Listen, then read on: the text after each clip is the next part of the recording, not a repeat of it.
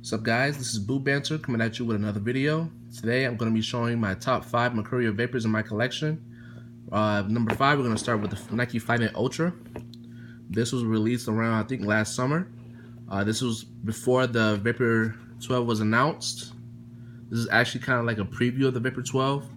This is the first Mercurial Vapor with a Flyknit upper. So as you can see, this is the Flyknit upper of it.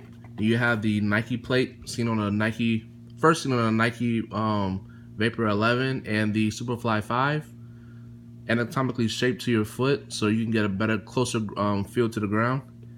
This is a kind of black chrome colorway. It didn't come with a tag saying that it will the finish will wear away with each time you play, so I think you'll be okay with playing this. But I'm gonna kind of stop from playing these because I just want these to look nice for the collection. I played these one time, kind of, just to break them in, so there's not much wear on them, so I just want to try and keep it that way. They're super light, like 6.6 ounces. They're kind of limited. The Nike Flyknit Ultra came in 4 colorways. At first it was only this pair and the other pair that was released with it, which was the what was it? It was the black and kind of orange gold colorway. I think people like that colorway a little bit more because it kind of had a little bit more color to it. I'm more of a blackout guy, so that's why I went for this colorway. Funny enough, I had to wake up at like 5 a.m. to get these off of soccer.com, but it was pretty good because what's his name? Bujo Josh, or Soccer Reviews for You, he actually put out the link for everybody to go to, or it was either this or Unisport. Soccer.com or Unisport. I went to Soccer.com because I'm a Go Club member. So yeah, I got a nice deal on these. They were $250, but I got them for around like $200. So I was very happy when this came out. And another fun fact about the Flyknit Ultra is that, as you can see, it has the Italian flag in the back. That Italian flag stands for where the boots were made in Italy. Montebelluna, actually, that's Nike's factory where they produce all the pro issue boots. So that's where Eden Hazard and players like him get their boots made. Another thing is that on the shoelace tips, it actually says, hopefully you guys can see it. I don't think you can actually. I think it says Flyknit Ultra on it actually. Let me see if I can get it for you guys. Kind of get it in the light. Yeah, see? It says, let me see. Yeah, see? It says Ultra on it.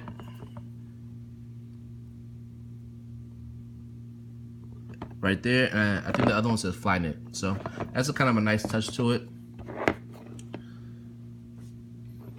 Really nice colorway, all black. On to the next boot. So for number 4, it was kind of a hard one, but in the end I chose the Nike Mercurial Vapor 3. This is my only Vapor 3 in the collection as of right now, but I really like the Vapor 3. It kind of set the trend for all the Vapors that came after it. Not the 4 and 5, but it kind of, when Nike was not doing well with the Mercurial Vapor, when it, the 4, 5, and 6 generations, it kind of went back to this kind of silhouette that was started from the Vapor 1 to Vapor 3. This kind of slim silhouette that people really like. So they kind of went back to basics with the Vapor, and they've been good ever since. And as you can see, this is a carbon fiber, carbon fiber little heel cup. This is supposed to help contain your foot within the boot, even though it still has an internal heel counter. So I don't understand why the need for carbon fiber, but I love carbon fiber because it's super cool. And then you have this, I guess it would be like a pour-on, heel liner. But I think this is a problem. I think a lot of people had a problem back when it first came out because it kind of grabs your heel a little bit too aggressively. So I know a lot of people got blisters from the Vapor 3 because of that. And as you can see, it has the old Vapor stud plate. As you can see, the Vapor 12 is not the first Vapor to have the separate sole plate. The Vapor 3 actually did it first. So there you go with that. Says NV on the tongue. Nike swoosh. The cool thing about the Vapor 3 is that it kind of had another color on the other side of the boot. So once you flip the tongue down, it will show another color. Like that, which is super cool. But the tongue really doesn't stay down like this, but it's a nice touch either way. One thing also to note about the Vapor 3 is that it has a carbon fiber midfoot shank, which kind of helps with stiffness and stability. I'm gonna see if I can get show you guys a little view of that. Bear with me. So here we have, let's see, here's an insole right here. Nothing special. Little pour-on insert in the front, nothing in the back. And as you can see, that kind of heel liner stuff extends all the way to the bottom. Then you can see right there that black stuff, that's actually carbon fiber. My camera isn't gonna pick up the reflectiveness of it, but just take my word for it. It's actually carbon fiber right in there. It goes all the way to the midfoot and then stops. And surprisingly, I think the Vapor 3 is around 6 ounces as well. I could be wrong, but I think because they're pretty light. And they have the double injected heel studs right there. That kind of stayed until the Vapor 5, and then it got discontinued right there. And yeah, that's the Vapor 3. So let's move on to my third spot. So for my third spot, I got the Nike Mercurial Vapor 4 SL. This is the model that at least when I think of Cristiano Ronaldo, this is the model that I think of. Because if you don't know, they kind of had another model that was all carbon fiber that was made just for Cristiano Ronaldo. I think Drogba and a couple other players got to wear them too, but it was really centered around Cristiano Ronaldo. They had a whole commercial and everything. But going back to the boots, as you can see, this is the first Mercurial Vapor with the full carbon fiber sole plate. Which I think this is the boot that just made me fall in love with carbon fiber. I don't know why. It just looks super cool on a soccer boot. See, as you can see, I think this is the only Mercurial Vapor with the heel counter, external heel counter to it, which is pretty cool. I think they should bring this back. It would be a nice callback to the Vapor 4 SL, and I feel like external heel counters, they kind of help with stability and also you know, a little bit of protection in the heel. Also, you have that infamous lace cover that some people just end up cutting because to put on the Vapor 4 and the Vapor 5, it's not that easy to put on actually. But I don't like altering my boots and stuff like that, so I would never cut off the lace cover or anything like that. I just think because once you cut it off, it just makes the whole boot just look goofy. As you can see, there's a bit of wear and tear right here. That just happens with some of the Vapors. The heel liner starts to peel off. As you can see, there is the pour-on pod. So from the Vapor 3, where you saw it had the whole like pour-on heel liner and everything, they reduced it to these little, I guess these pink little Achilles pads or whatever, these little heel pads. And actually on the standard Vapor 4, it kind of gave a lot of people blisters and stuff, but for whatever reason on the Vapor SL, it didn't really give people blisters, probably because the Vapor 4 is kind of made a bit different in the back. But yeah, we have it in this, I believe this is like the green citron colorway or whatever. Super nice, very iconic. And now we move on to my number 2 spot for the Vapor collection. Right here we have the Nike Mercurial Superfly 3.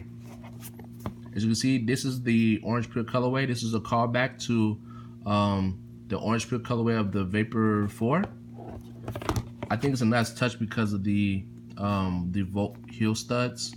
The Volt studs period. And as you can see, it has the Nike Sun studs. I didn't really like the Nike Sun studs because I just think they were useless in my opinion. You couldn't really feel them working or anything like that. It was just a bit too gimmicky. So if it was up to me, I would have just removed those period and just have the regular Vapor 7 studs on here. As you can see, carbon fiber. Then you have the fly wire. One thing to note is that Superfly 3 and Superfly 2s were super hard to break in, but the Superfly 3s, Nike actually messed with the upper to make it a little bit easier to break in. So, it was still bad, but it wasn't as bad as the Superfly 2. Also, if you got your wrong sizing, like I did, because I got the red plum colorway of these back when the Superfly 3 was an inline model, and I got them in the 10.5 instead of a 10 because somebody gave me the wrong recommendation or whatever. So when I got them, I tried doing everything I could to make the heel fit, but it didn't. So, but I got another colorway in the in my size 10, the correct size, and it kind of went away. So if you was looking for these, you have to get these true to size. Otherwise, you're gonna get some heel slippage in the back. So that's it. This is Superfly 3 orange pure colorway. Number 2. Now to my number 1 spot, we have the Nike Mercurial Vapor 8. This is, to me, the greatest Mercurial Vapor as far as I'm concerned. I think the only one that might be a little bit better that I don't have in my collection is like the Brazilian Vapor 3s, the Ronaldo ones. But as far as like regular colorways that you can get, this is the one for me. I just remember the Nike Mercurial Vapor 8 commercial with the tennis player Rafa Nadal and Ronaldo. And I don't know why, but just after seeing that commercial and seeing how slim the boots the boots were fitted to Ronaldo's feet, it just made me just want to get them. I never got a chance to get them when they were actually out, so I'm just so happy I can actually have these in my collection. As you can see, single layer glass fiber in the forefoot, and then you have the double layer from the midfoot to the heel with these single studs. A lot of people were breaking these, but the reason why people were breaking these is because they were using these on artificial turf. So all that heat and abrasion, it was just too much for the single heel stud to bear, so they would just end up breaking. That's one thing I would recommend to you guys, all the you younger guys out there. If you're gonna use firm ground studs on artificial turf, try and go for a conical configuration, because blades it's too much stress on the blades, especially Vapors, and they're more likely to rip to break than a conical stud would. So there you go, Bright Mango. As you saw from my collection video, I have quite a few pairs of Bright Mango Vapors. Basically, whatever cleat comes in Bright Mango, I'm mostly gonna try my best to try and get it. I just love this colorway so much, and I'm not even a pink type of guy, but this color is so captivating to me that I just try and get every boot that I can that's made in this Bright Mango colorway.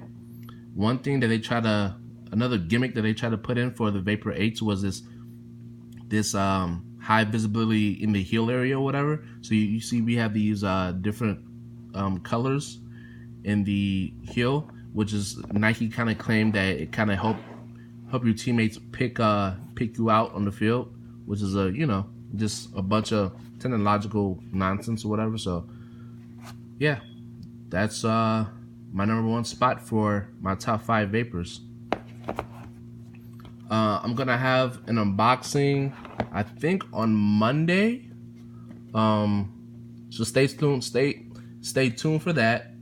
And I also have some Azunas coming on the way too. So there's going to be a lot of content on my channel. So subscribe, like, comment, share it with your friends. This is Boo Banter signing off. See you guys next time.